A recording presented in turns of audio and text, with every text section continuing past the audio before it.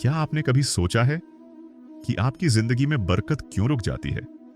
क्यों कभी कभी सब कुछ होते हुए भी मन बेचैन रहता है? और क्यों कुछ लोग साधन कम होते हुए भी हमेशा शांत, सफल और सुखी रहते हैं? अगर हां, तो स्वागत है दिव्य ज्ञान दर्पण में।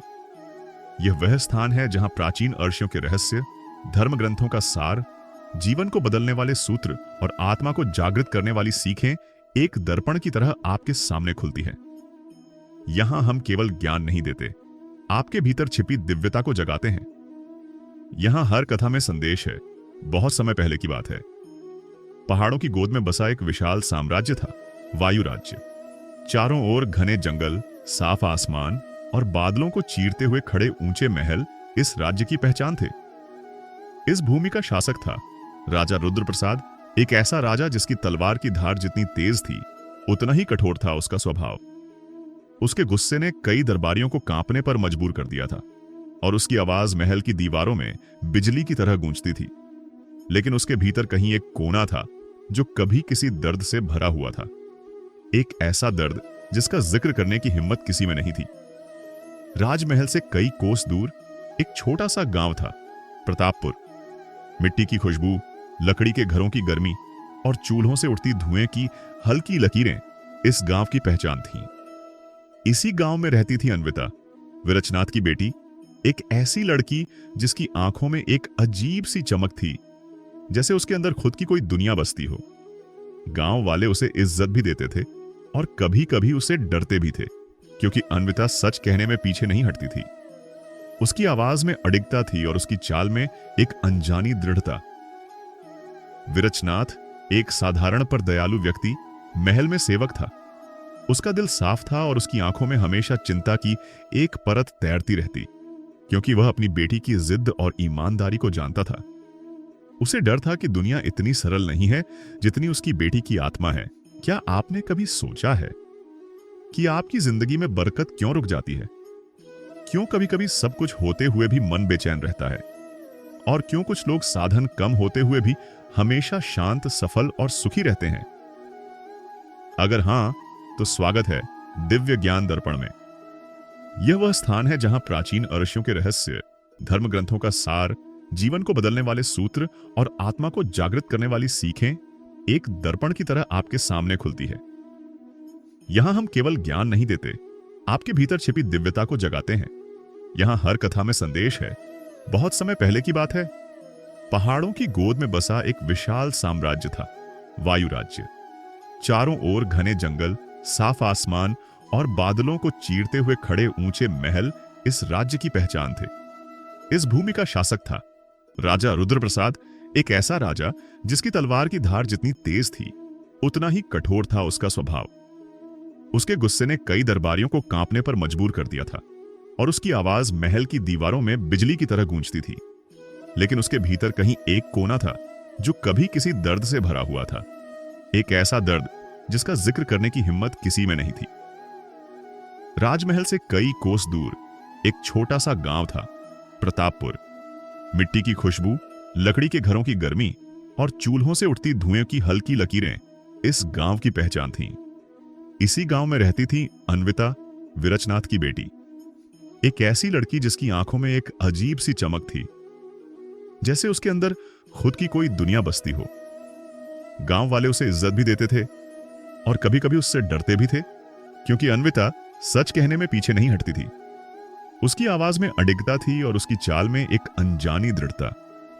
विरचनाथ, एक साधारण पर दयालु व्यक्ति, महल में सेवक था। उसका दिल साफ था और उसकी आंखों में हमेशा चिंता की एक परत तैरती रहती, क्योंकि वह अपनी बेटी की जिद और ईमानदारी को जानता था। उसे डर था कि दुनिया इतनी सरल नहीं है जितनी उसकी बेटी की आत्मा है। एक दिन ऐसा आया जिसने आगे की सारी कहानी को जन्म दिया। उस सुबह आसमान हल्का सुनहरा था, गांव में चहल पहल थी और लोग अपने कामों में व्यस्त थे। पर अन्विता घर की देहरी पर बैठी हुई थी।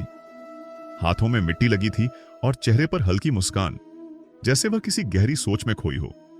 तभी दूर से घोड़ों की टापें सुनाई दी, तेज, भारी और शाही आवाज के साथ। गांव में हलचल मच गई। बच्चे घरों में भागे और बड़ों ने सिर झुकाकर रास्ते से किनारा किया। राजमहल के सैनिक आ रहे थे, और उनके बीच घोड़े पर बैठा था खुद राजा रुद्र प्रसाद। उसकी आंखें कठोर थीं और चेहरा बेफिक्री और अधिकार का प्रतीक। वह यहां किसी जांच, किसी कारनामे या किसी दरबार के काम से नहीं आया था। उसका मन अचानक ही अपने राज्य की सीमाओं को देखने के लिए निकला था, पर शायद नियति उसे किसी और वजह से लाई थी। अन्विता ने उसकी परछाई को देखा, फिर उठकर चुपचाप अपने मिट्टी से सने हाथों को पोंछा। उसे नहीं पता था कि यह शख्स उसकी किस्मत की कहानी बदलने वाला है। राजा का घोड़ा उसके सामने आकर रुका। रुद्र प्रसाद ने उसकी ओर देखा, पहली बार, एक लंबी नजर से। वह नजर सिर्फ देखने भर की नहीं थी, वह एक टकराव की शुरुआत थी। और उस पल जैसे समय ठहर गया। गांव का शोर गायब, हवा धीमी और नियति जाग चुकी थी। अन्विता ने जैसे ही राजा रुद्र प्रसाद को अपने सामने देखा, उसकी भौहें हल्की सी सिकुड़ी। दूसरों की तरह उसने झुककर प्रणाम नहीं किया। वह वहीं खड़ी रही, सीधी, शांत और भय रहित। गांव के लोगों की सांसें अटक गईं। किसी ने आज तक राजा के सामने ऐसे खड़े होने की हिम्मत नहीं की थी। सैनिकों ने एक पल को अपने घोड़ों की लगाम कस ली, जैसे किसी अनहोनी की आहट हो। राजा ने अन्विता को ऊपर से नीचे तक देखा। उसकी सादगी, उसकी आंखों की गहराई और उसके चेहरे पर वह अजीब सी दृढ़ता, जैसे वह किसी से भी नहीं डरती हो। रुद्र प्रसाद ने पहली बार महसूस किया कि उसके सामने कोई ऐसी खड़ी है जो उसके अधिकार की गर्मी से पिघलने वाली नहीं। तुम कौन हो? राजा ने भारी आवाज में पूछा। अन्विता ने अपनी हथेली से माथे पर चिपटी एक किस्म की बालों की लट हटाई और सहज स्वर में बोली, एक साधारण गांव की लड़की। और आप कौन हैं? यह तो पूरा गांव जानता है, पर यह जगह आपका दरबार नहीं है कि मैं बिना कारण सिर झुकाऊं।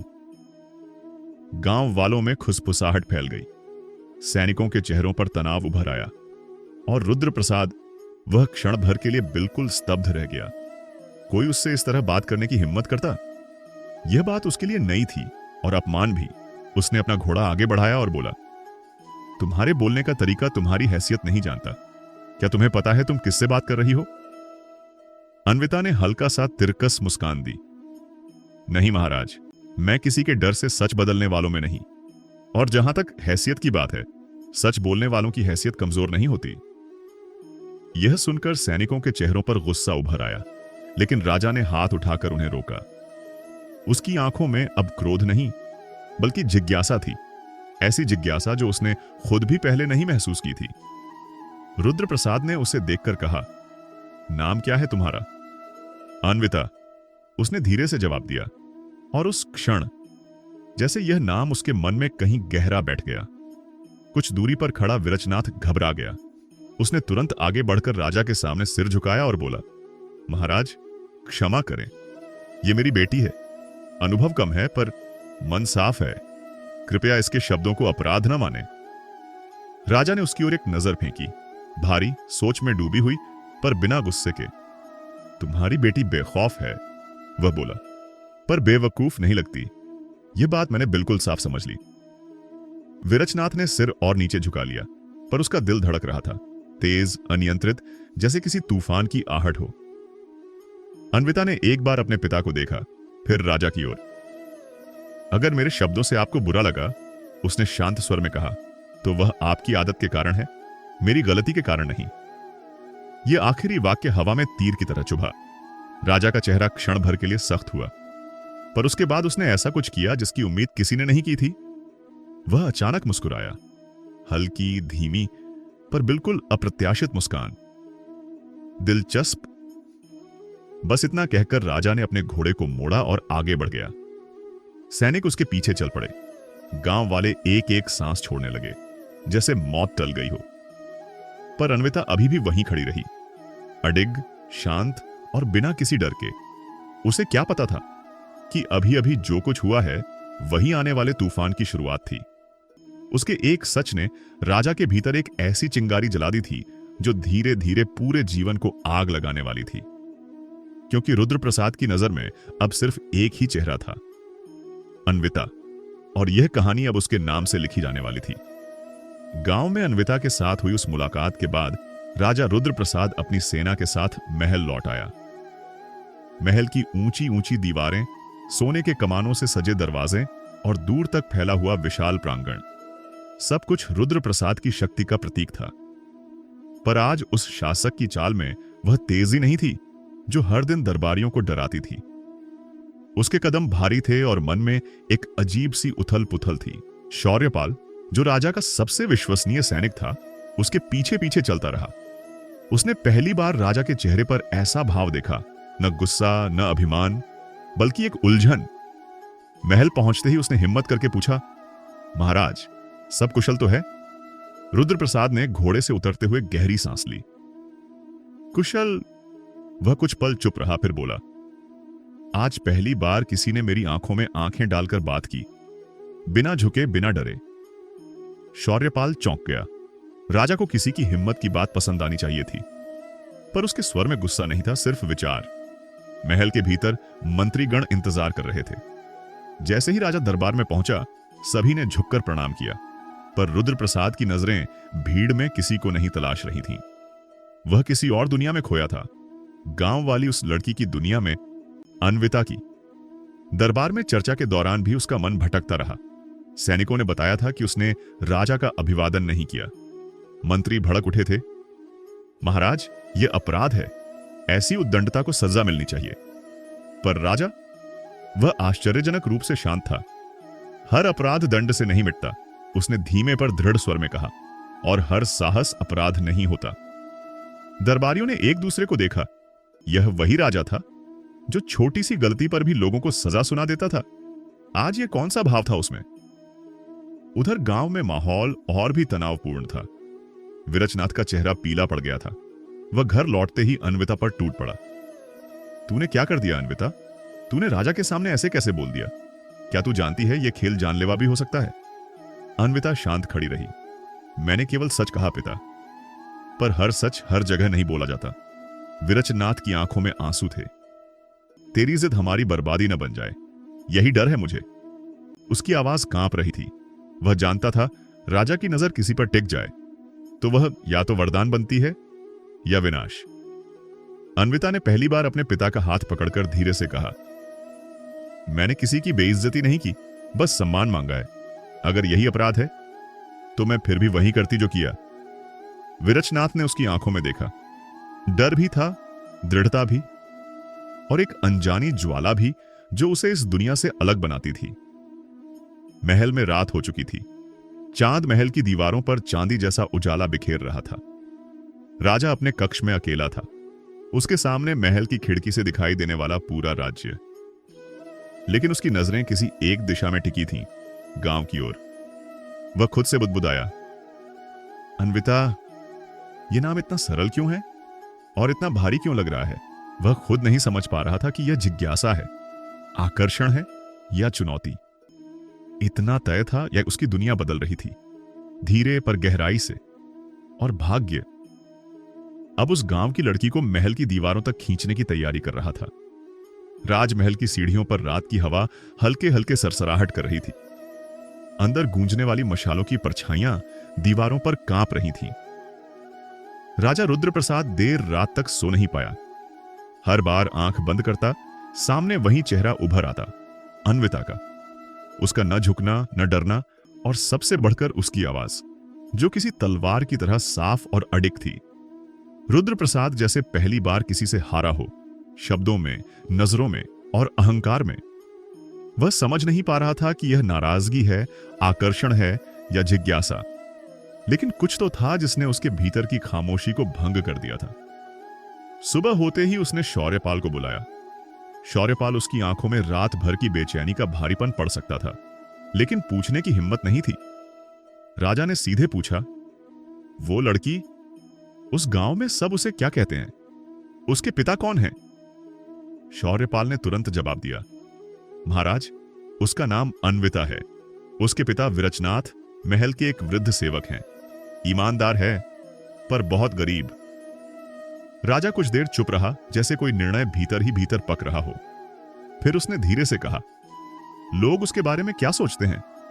शौर्यपाल ने कहा, महाराज, गांव वाले उसे अलग मानते हैं। वह सच्ची है, पर उसके शब्द बहुत सीधे हैं। कई लोग उसे निडर कहते हैं, कई इसे उसकी हट कहते हैं। राजा ने खिड़की की ओर देखते हुए बस इतना कहा, निडर लोग अक्सर अपनी किस्मत खुद लिखते हैं।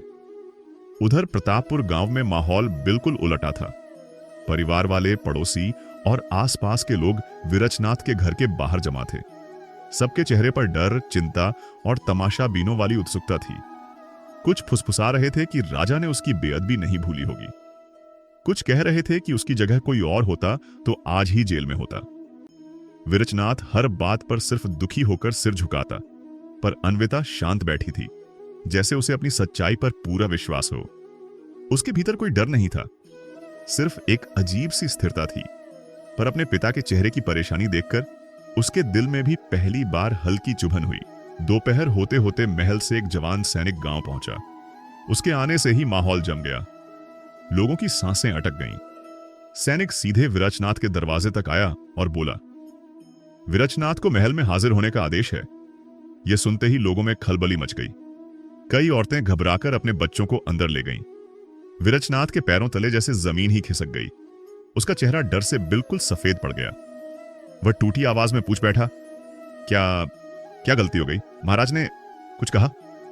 सैनिक ने कठोर स्वर में कहा, महाराज सिर्फ बुला रहे हैं, आदेश यही है। यह वाक्य जितना सरल था उतना ही डरावना भी। विरचनाथ का शरीर कांप रहा था। अन्विता उसकी ओर बढ़ी और बोली, पिताजी डरो मत, तुमने कुछ गलत नहीं किया। विरचनाथ ने कंपाते स्वर में कहा, लेकिन तूने किया है और उसकी सजा मुझे भी भुगतनी पड़ सकती है। अन्विता ने पहली बार अपने पिता के हाथ दोनों हाथों से पकड़े। उसके मन में हल्की ग्लानि आई, पर उसने अपने चेहरे पर दृढ़ता बनाए रखी। मैं आपके साथ चलती हूं, उसने कहा। सैनिक ने बीच में बोलते हुए कहा, लड़की को महल बुलाकर नहीं कहा गया, सिर्फ विरचनाथ को। यह सुनते ही अन्विता के दिल में एक अजीब सी बेचैनी उठी। उसे लगा जैसे कोई तूफान उनके घर के दरवाजे पर खड़ा है। विरचनाथ ने भारी कदमों से सैनिक के साथ जाना शुरू किया। गांव वाले दूर दूर तक खड़े होकर जाते हुए विरचनाथ को देख रहे थे, जैसे किसी मौत के मुंह में जाते व्यक्ति को देख रहे हों। अन्विता दरवाजे पर खड़ी रही, पर उसकी आंखें महल की दिशा को ऐसे देख रही थीं जैसे वह उस रास्ते की हर मुश्किल से लड़ने को तैयार हो। उसे बिल्कुल अंदाजा नहीं था कि यह सिर्फ शुरुआत है। राजा रुद्र प्रसाद ने उसे भुलाया नहीं था, बल्कि अब उसकी वजह से महल की दीवारों में हलचल उठने वाली थी। और जो तूफान आने वाला था वह गांव की इस लड़की की जिंदगी को हमेशा के लिए बदल देगा। महल की लंबी गलियों में विरचनाथ के कदमों की आवाज बहुत हल्की थी, लेकिन उसके दिल की धड़कन इतनी तेज थी कि वह खुद उसे सुन सकता था। दोनों तरफ पहरेदार खड़े थे, मशालों की लौ हिल रही थी और ऊंची दीवारों में फैलती परछाइयों ने माहौल को और भी डरावना बना दिया था। जब से सैनिक उसे लेने आया था, उसके मन में एक ही सवाल घूम रहा था, कहीं राजा ने उसकी बेटी की बात का बदला लेने का फैसला तो नहीं कर लिया। वह इस उम्र में सजा सहने की ताकत नहीं रखता था और न ही वह अपनी बेटी पर कोई आंच आने देना चाहता था। हर कदम के साथ उसका डर और बढ़ता जा रहा था। आखिरकार उसे उस विशाल कक्ष में ले जाया गया जहां राजा रुद्र प्रसाद खिड़की के पास खड़ा दूर जंगलों को देख रहा था। विरचनाथ अंदर आया तो उसके पैरों ने जैसे खुद ही झुककर प्रणाम कर दिया। उसकी आवाज कांप रही थी जब उसने कहा, महाराज अगर कोई गलती हुई है तो उसे माफ कर दें। मैं बूढ़ा आदमी हूं, मेरा अपराध जीवन भर के बोझ जैसा हो जाएगा। राजा ने धीरे धीरे मुड़कर उसे देखा। उस नजर में आज न गुस्सा था न कड़ाई, बल्कि एक अलग ही तरह का ठहराव था, ऐसा जैसे वह किसी गहरी सोच में डूबा हो। रुद्र प्रसाद ने धीरे से कहा, तुम डरे हुए लगते हो विरचनाथ। यह सुनकर विरचनाथ का गला सूख गया। उसके होंठ कांपे। महाराज, मेरी बेटी के शब्द। इससे आगे वह बोल न सका। राजा ने उसे रोका। तुम्हारी बेटी निडर है, वह बोला, और उसके शब्द सच थे। विरचनाथ ने चौंक कर ऊपर देखा। उसे उम्मीद नहीं थी कि राजा इतनी शांति से यह स्वीकार करेगा। रुद्र प्रसाद ने आगे कहा, मैं सत्ता का आदी हूं। लोग मेरे सामने झुकते हैं, डरते हैं और मेरे हर आदेश को अंतिम मानते हैं, लेकिन तुम्हारी बेटी। उसने पहली बार मुझे महसूस कराया कि सच को आदेशों की जरूरत नहीं होती। विरचनाथ को समझ नहीं आया कि यह बातचीत कहां जा रही है। उसके मन में और भी डर उभर आया, क्योंकि जब राजा किसी बात में रुचि लेने लगता है तो उसका परिणाम सरल नहीं होता। कुछ देर की खामोशी के बाद राजा ने पूछा, उस लड़की को शिक्षा किसने दी है? उसकी सोच, उसकी हिम्मत। विरचनाथ ने धीमी आवाज में कहा, महाराज, उसे बस मैं सिखाता रहा कि सच से पीछे मत हटना। गरीब हैं पर अपनी इज्जत नहीं बेचते। यह सुनकर राजा की नजरें कुछ पल के लिए गहरी हो गईं, जैसे वह अपने जीवन की किसी पुरानी याद में खो गया हो। फिर उसने कहा, मैं उसे दोबारा देखना चाहता हूं। विरचनाथ के हाथ से पसीना टपक पड़ा। वह डरते हुए बोला, महाराज, अन्विता जिद्दी है, कहीं वो कुछ गलत ना बोल दे। राजा ने हल्की मुस्कान दी, जो विरचनाथ के लिए और भी चिंता का कारण थी। यही देखना चाहता हूं, रुद्रप्रसाद ने कहा। उधर गांव में बैठी अन्विता का बेचैन होना अब बढ़ चुका था। वह घर के आंगन में बार बार महल की दिशा देख रही थी। हवा में एक अजीब सा तनाव था और सूर्य धीरे धीरे ढल रहा था। लोगों की फुसफुसाहटें और बढ़ गई थीं। कुछ उसे दोष दे रहे थे, कुछ दया कर रहे थे, पर अन्विता किसी की बात पर ध्यान नहीं दे रही थी। उसके मन में सिर्फ अपने पिता का ख्याल था। वह खुद को कोस रही थी कि शायद उसकी सच्चाई का बोझ उसके पिता पर न पड़ जाए। लेकिन उसी के भीतर कहीं एक आवाज यह भी कह रही थी कि अगर वह झुक गई तो वह खुद को खो देगी।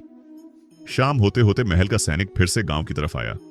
उसकी वर्दी शाम की धूप में चमक रही थी और उसके चेहरे पर वह कठोरता थी जो किसी आदेश की गंभीरता को दिखाती है।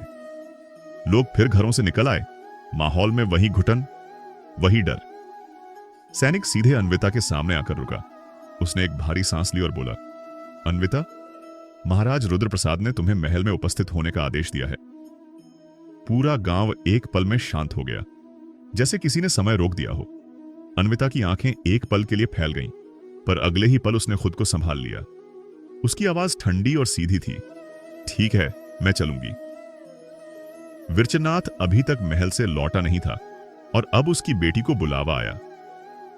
यह संयोग नहीं था, यह किसी बड़े परिवर्तन का संकेत था। अन्विता ने अपने पांव बंधे दुपट्टे को कसकर पकड़ा और सैनिक के साथ चलने लगी। उसके कदमों में डर नहीं था, पर दिल में तूफान जरूर था। उसे एहसास था कि महल के भीतर की दुनिया अलग है, जहां शक्ति भी रहती है और खतरा भी। जो कुछ आगे होने वाला था वह उसकी जिंदगी को उस दिशा में मोड़ने वाला था जिसकी कल्पना उसने कभी नहीं की थी। और राजा रुद्रप्रसाद, वह उसे सिर्फ देखने के लिए नहीं बुला रहा था।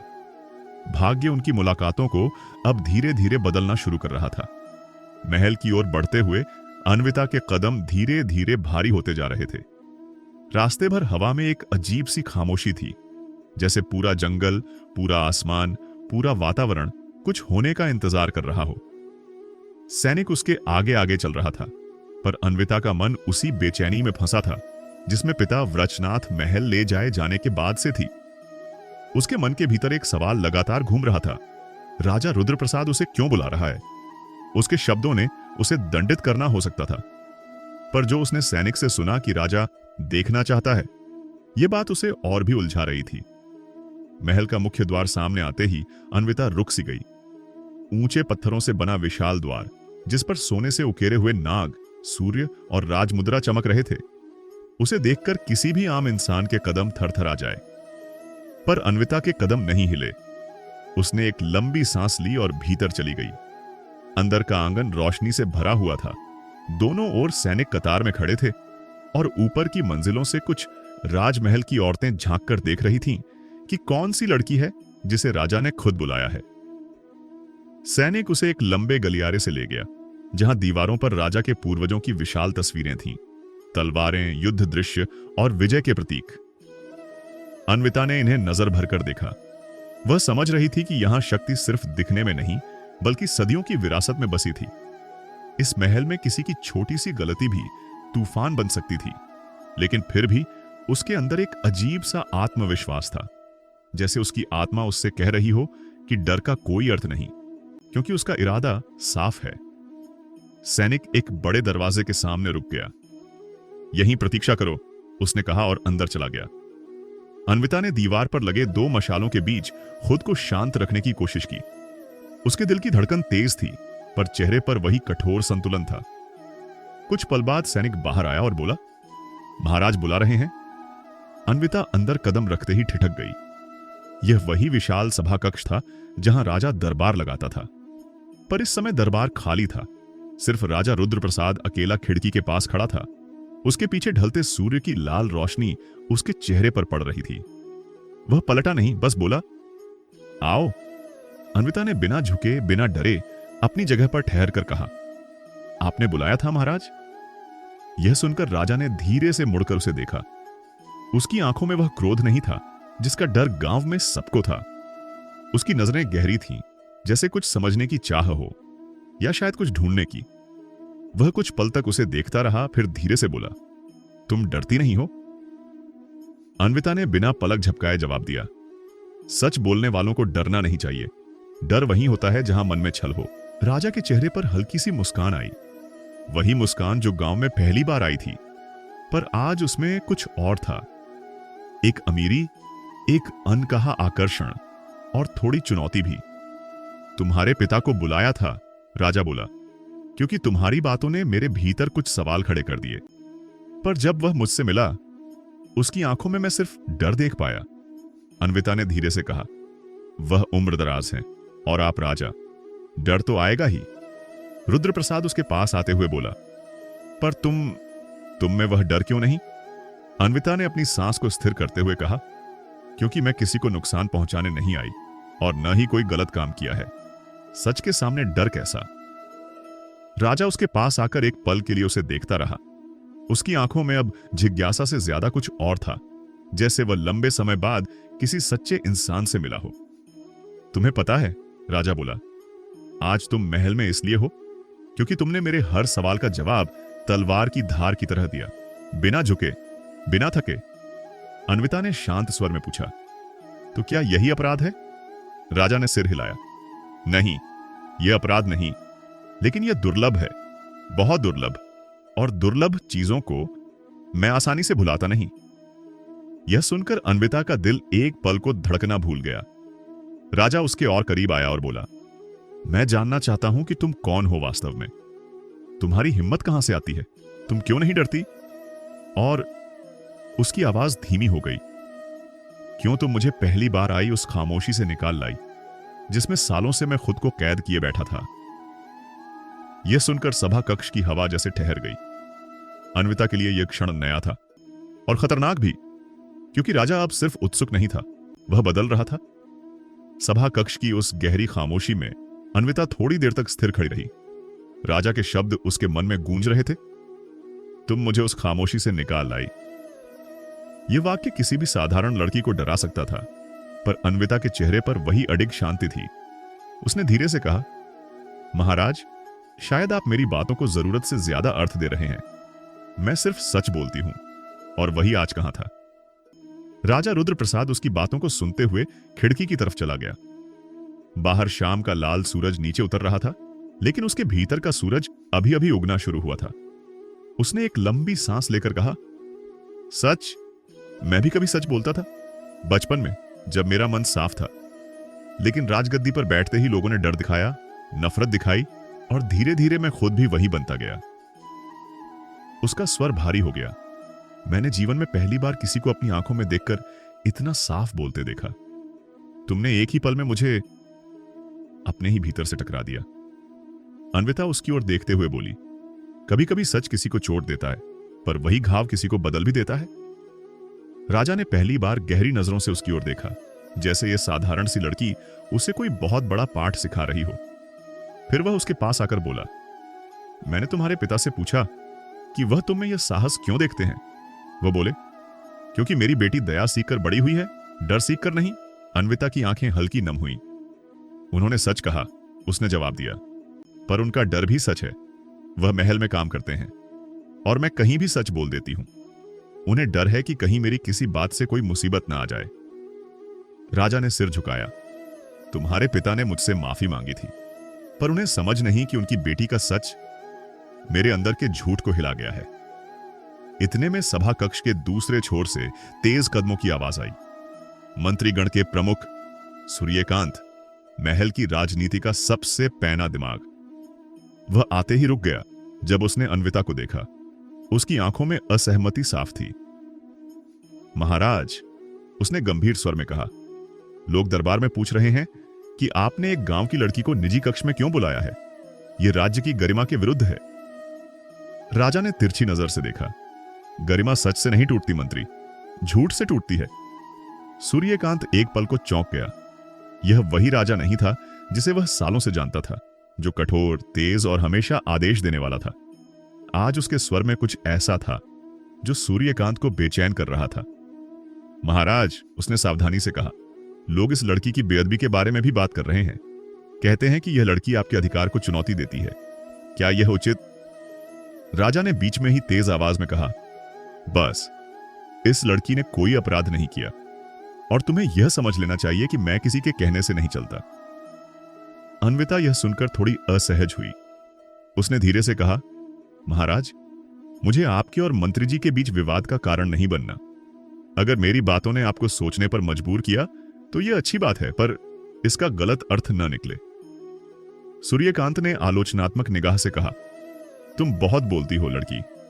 अन्विता ने बिना डरे स्थिर स्वर में कहा, और आप कम सुनते हैं मंत्री जी, इसलिए शायद आपको हर सीधी बात बेअदबी लगती है। कमरा एक पल को बिल्कुल शांत हो गया। राजा मुस्कुरा दिया। पहली बार इतने साफ, इतने खुले रूप से। देखा, उसने मंत्री से कहा, यही है इसकी ताकत, यह सच बोलने से डरती नहीं है। लेकिन सूर्यकांत को यह मुस्कान अच्छी नहीं लगी। उसकी आंखों में एक खतरनाक चमक उभरी।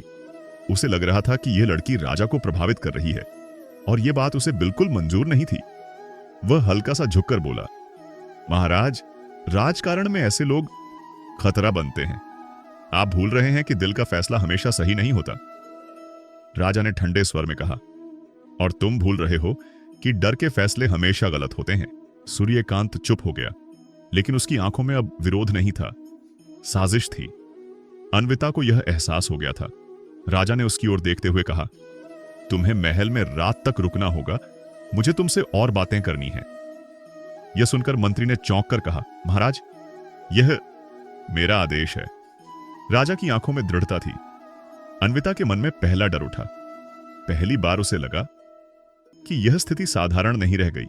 वह धीरे से बोली, महाराज, मैं यहां आई आपकी इच्छा से हूं, पर याद रखिए, मैं अपनी इच्छा से ही निर्णय लूंगी, चाहे महल हो चाहे दुनिया।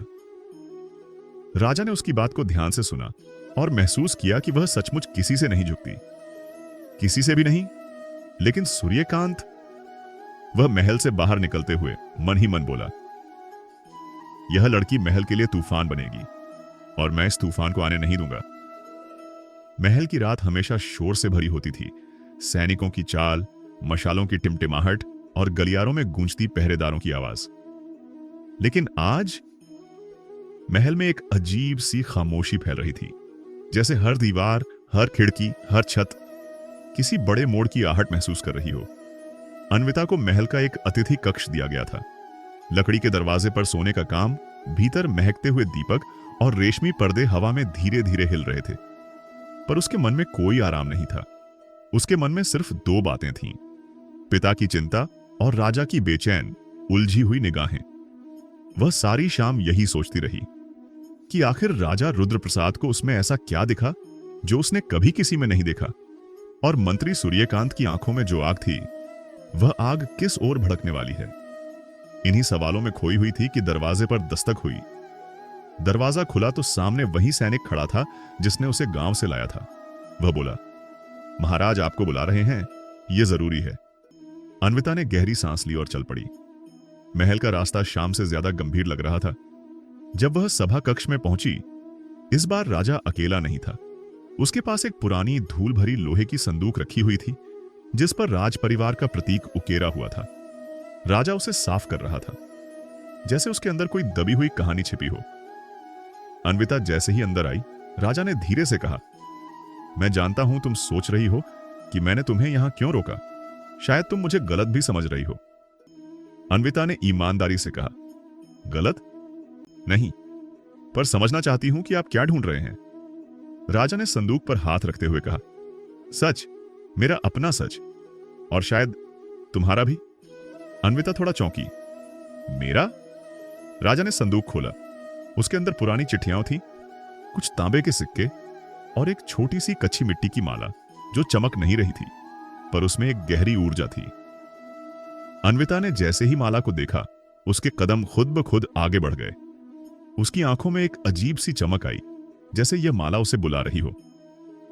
राजा ने उसकी ओर देखते हुए कहा, यह माला मेरे पिता हमेशा पहनते थे। कहते थे इसमें किसी अर्शी का आशीर्वाद है। उनकी मृत्यु के बाद यह माला गायब हो गई थी। फिर उसने धीमी टूटी हुई आवाज में कहा, और आज सैनिकों ने इसे तुम्हारे गांव के पास के पुराने मंदिर की मिट्टी में दबी हुई पाया है। अन्विता का दिल जोर से धड़का। हमारे गांव में कैसे? राजा की आंखों में तीखी सच्चाई थी। क्योंकि मेरे पिता की अंतिम रात वह प्रतापपुर गांव गए थे, वही गांव जहां तुम रहती हो। पूरे कमरे की हवा अचानक ठंडी हो गई। अन्विता के चेहरे पर हैरानी साफ थी। आपके पिता हमारे गांव क्यों आए होंगे महाराज? वह तो, राजा ने बीच में कहा, वह मुझसे कुछ छिपा रहे थे और उनकी मौत भी अचानक हुई थी। किसी को कारण नहीं पता चला। सूर्यकांत ने इसे प्राकृतिक मृत्यु बताया, पर मुझे हमेशा शक रहा। अन्विता धीरे से बोली, आपके पिता की मृत्यु हमारे गांव से कैसे जुड़ सकती है? रुद्रप्रसाद उसकी आंखों में देखते हुए बोला, क्योंकि मेरे पिता की आखिरी डायरी में सिर्फ एक नाम लिखा था। उसने धीरे से फुसफुसाया, विरचनाथ। अन्विता के पैरों तले जमीन खिसक गई। उसका शरीर जैसे सुन्न हो गया। मेरे पिता? राजा ने सिर हिलाया। हां, तुम्हारे पिता ही आखिरी व्यक्ति थे जिनसे मेरे पिता मिले। अन्विता का दिल तेज धड़कने लगा। उसकी सांसें एक पल के लिए अटक गईं। यह असंभव है। मेरे पिता इतने बड़े राजाओं से मिलने की हिम्मत नहीं रखते। राजा ने गंभीर स्वर में कहा, और यही सवाल मुझे खा रहा है। मुझे जानना है वह मुलाकात कैसी थी, मेरे पिता गांव क्यों गए, और फिर अचानक उनकी मृत्यु कैसे हुई? उसकी आंखों में दर्द था, सालों से दबा हुआ दर्द। अन्विता, मैं जवाब चाहता हूं, और वही जवाब शायद सिर्फ तुम्हारे पिता दे सकते हैं। अन्विता ने घबराए हुए स्वर में कहा, तो आपको लगता है मेरे पिता? राजा ने उसे रोका। नहीं, मैं अपने पिता को बहुत प्यार करता था, पर मुझे पता है कि राजनीति के खेल में सच हमेशा वैसा नहीं होता जैसा दिखता है। वह कुछ पल चुप रहा, फिर धीमे स्वर में बोला, मुझे किसी पर शक नहीं, बस अपने मन पर भरोसा नहीं। अन्विता की आंखें भर आईं। मैं आपके प्रश्नों का उत्तर दूंगी, लेकिन मेरे पिता निर्दोष हैं। वह किसी की जान नहीं ले सकते। राजा ने शांत स्वर में कहा, मुझे पता है, पर सच को सामने लाना होगा। तुम्हारे पिता को बुलाना ही पड़ेगा। उसी समय दरवाजा जोर से खुला। मंत्री सूर्यकांत हांफते हुए अंदर आया। उसके चेहरे पर उत्साह था, दया नहीं, और उसके हाथ में एक लहू लगा हुआ कपड़ा था। वह चिल्लाया, महाराज, विरचनाथ जंगल के पास बेहोश मिले हैं और उन पर हमला हुआ है। अन्विता चीख पड़ी, पिताजी! राजा का चेहरा पत्थर की तरह सख्त हो गया और सूर्यकांत की आंखों में एक खतरनाक चमक। यह हमला संयोग नहीं था, यह कहानी का असली तूफान था जो अब खुलकर सामने आने वाला था। मंत्री सूर्यकांत की आवाज सभा कक्ष में गूंजते ही पूरा महल जैसे हिल गया।